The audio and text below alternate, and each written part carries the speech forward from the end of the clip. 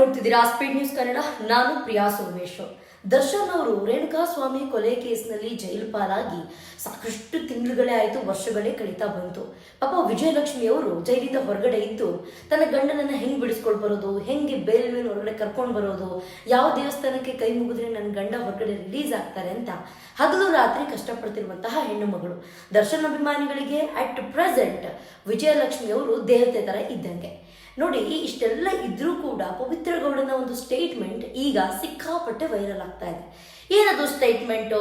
ಈಗ ಜೈಲಿನಲ್ಲಿ ಪವಿತ್ರ ಗೌಡ ಅವ್ರನ್ನ ಮಾತಾಡ್ಸೋದಕ್ಕೆ, ಅಂದರೆ ಪರ್ಸ್ನಲ್ ಆಗಿ ಅವರ PA ಅಥವಾ ಅವರಿಗೆ ಒಂದಷ್ಟು ಜನ ಯಾರೆಲ್ಲ ಹತ್ರದವ್ರು ಇರ್ತಾರೆ ಅವ್ರನ್ನ ಮೀಟ್ ಮಾಡುವಂಥದ್ದಾಗಿರಬಹುದು, ಇದೆಲ್ಲ ನಡೀತಾ ಇದೆ. ಮೀಟ್ ಮಾಡೋದಕ್ಕೂ ಅವಕಾಶವನ್ನ ಕಲ್ಪಿಸಿಕೊಟ್ಟಿದೆ ಕೋರ್ಟ್. ಅವ್ರ ಹತ್ರ ಅವ್ರು ಬಂದಾಗ ಜೈಲಿನೊಳಗಡೆ ಈ ಪವಿತ್ರ ಗೌಡ ಅವರು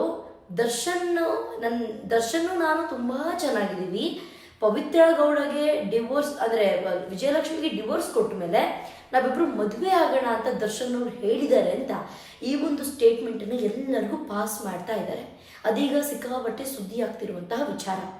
ನಾನು ಮತ್ತೆ ದರ್ಶನ್ ತುಂಬ ಚೆನ್ನಾಗಿದ್ದೀವಿ, ನಮ್ಮಿಬ್ಬರ ಮಧ್ಯೆ ಯಾವುದೇ ರೀತಿಯಾದಂತಹ ಸಮಸ್ಯೆಗಳಿಲ್ಲ. ಆದರೆ ವಿಜಯಲಕ್ಷ್ಮಿ ಅವರಿಗೆ ಡಿವೋರ್ಸ್ ಕೊಡೋ ತನಕ ಈ ಒಂದು ವಿಚಾರ ಯಾರಿಗೂ ಕೂಡ ಗೊತ್ತಾಗಂಗಿಲ್ಲ. ವಿಜಯಲಕ್ಷ್ಮಿಗೆ ಡಿವೋರ್ಸ್ ಕೊಡ್ತಿದ್ದಂಗೆ ನಾನು ಹಾಗೆ ದರ್ಶನ್, ಅಂದರೆ ಪವಿತ್ರ ಗೌಡ ಹಾಗೆ ದರ್ಶನ್ ಇಬ್ರು ಕೂಡ ನಾವು ಮದುವೆ ಆಗಬೇಕು ಅಂತ ಅಂದ್ಕೊಂಡಿದ್ದೀವಿ, ನಾವು ಚೆನ್ನಾಗಿರ್ತೀವಿ, ಹಾಗೆ ಹೀಗೆ ಅಂತ ಸ್ಟೇಟ್ಮೆಂಟನ್ನು ಕೊಡ್ತಾ ಇದ್ದಾರೆ. ಅದ್ರ ಬಗ್ಗೆ ಸಂಧ್ಯಾ ಅವರು ಒಂದಷ್ಟು ವಿಚಾರಗಳನ್ನ ಮಾತಾಡಿದ್ದಾರೆ. ಅವರು ಜೈಲಿಗೆ ಹೋದಾಗ ಅವ್ರಿಗೆ ಎಲ್ಲ ಥರದ ವಿಚಾರಗಳನ್ನು ಬಿಚ್ಚಿಟ್ಟಿದ್ರು. ಏನಂತ, ಪವಿತ್ರ ಗೌಡಗೆ ಸಿಗ್ತಿರುವಂತಹ ಟ್ರೀಟ್ಮೆಂಟ್ ಬೇರೆ, ಜೈಲಿನಲ್ಲಿ ಇದ್ದವ್ರನ್ನೇ ಅವ್ರು ಕೆಲಸಕ್ಕೆ ಇಟ್ಕೊಂಡಿದ್ದಾರೆ, 2-3 ಜನನ, ಅವರಿಗೆ ಕೈಗೊಬ್ರು ಕಾಲಿಗೊಬ್ರು ಆಳಿದ್ದಾರೆ ಅಂತ ಈ ಥರದ್ದು ಸುದ್ದಿ ಆಗಿತ್ತು.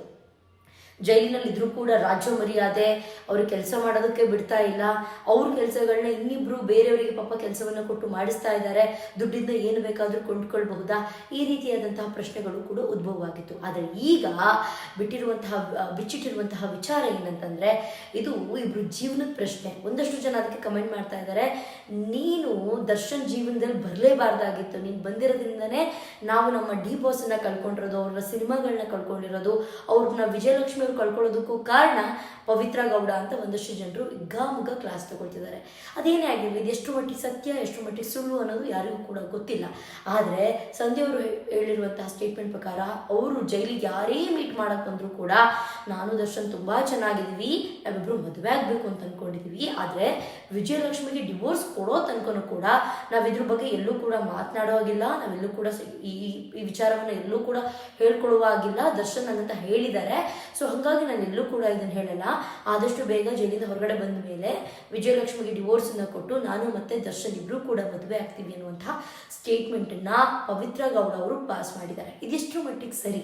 ಗಂಡ ಹೆಂಡತಿ ನಡುವೆ ಬಂದಿದ್ದವರು ಥರ್ಡ್ ಪರ್ಸನ್ನು, ಅವರಿಬ್ಬರು ಇವತ್ತು ದೂರ ಇರೋದಕ್ಕೆ ಕಾರಣ, ಅವರಿಬ್ಬರು ಒಂದಾಗಿರೋದಕ್ಕೆ ಕಾರಣ ಅದೇ ಪವಿತ್ರ ಗೌಡ.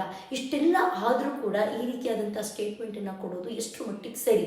ಒಂದು ಸಂಸಾರದಲ್ಲಿ ಉಳಿ ಹಿಂಡುವಂತಹ ಕೆಲಸ ಪವಿತ್ರ ಗೌಡ ಮಾಡ್ತಾ ಇದ್ದಾರೆ ಅಂತ ಒಂದಷ್ಟು ಜನರು ಕಮೆಂಟ್ ಮಾಡ್ತಿದ್ದಾರೆ. ಇದ್ರ ಬಗ್ಗೆ ತಮ್ಮ ಅನಿಸಿಕೆ ಅಭಿಪ್ರಾಯವನ್ನು ಕಮೆಂಟ್ ಸೆಕ್ಷನಲ್ಲಿ ತಿಳಿಸೋದನ್ನು ಮರಿಬೇಡಿ. ಇದಾಗಿತ್ತು ಇವತ್ತಿನ ವಿಶೇಷ. ನೋಡ್ತಾ ಇರಿ ಸ್ಪೀಡ್ ನ್ಯೂಸ್ ಕನ್ನಡ, ಸುದ್ದಿ ನಿಮ್ಮದು, ವೇಗ ನಮ್ಮದು.